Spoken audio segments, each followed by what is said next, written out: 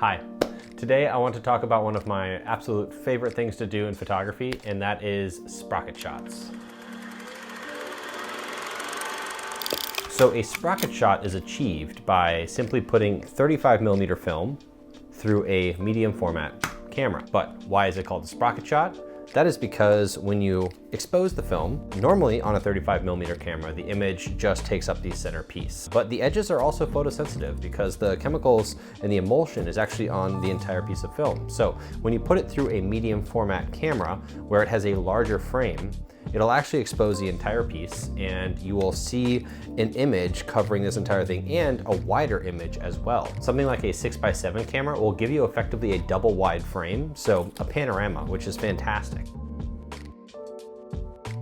So we've talked about what is a Sprocket Shot. Now let's talk about what you'll need. It's pretty simple. You just need three things. You'll need your 35mm film. You'll of course need a medium format camera of your choosing.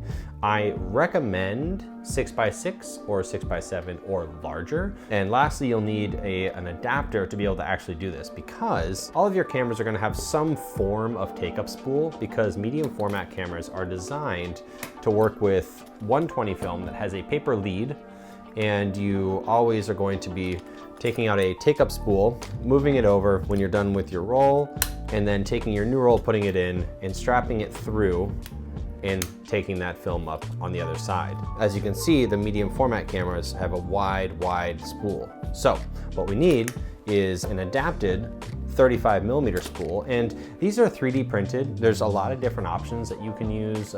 These ones are cheap, they're 10-15 bucks. So really, if you have a medium format camera, the barrier of entry is pretty small. Once you get your 3D printed adapter, loading it up isn't too hard. So the way we would do this is you would take your 35mm film, you would take these two additional pieces here, like this, and you would put one in the bottom, and you put one on the top.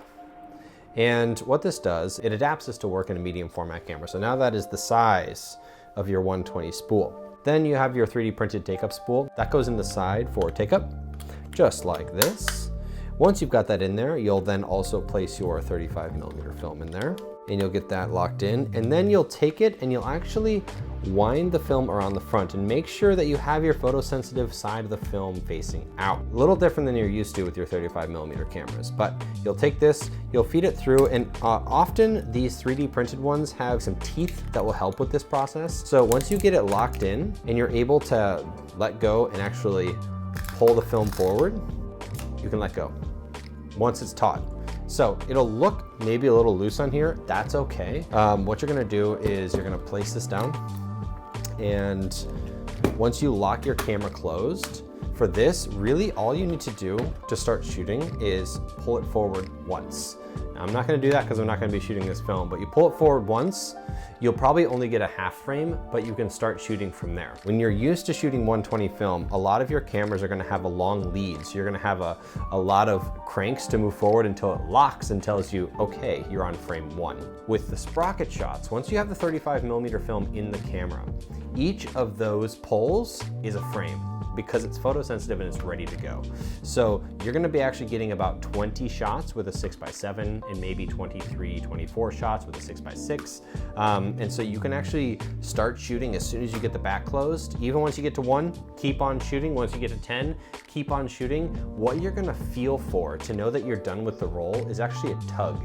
So you're gonna, once you get to maybe frame 15, 16, 17, or at least you know you're getting to higher numbers, when you're maneuvering your film forward, do it cautiously and not too crazy, because you want to start feeling for that tug.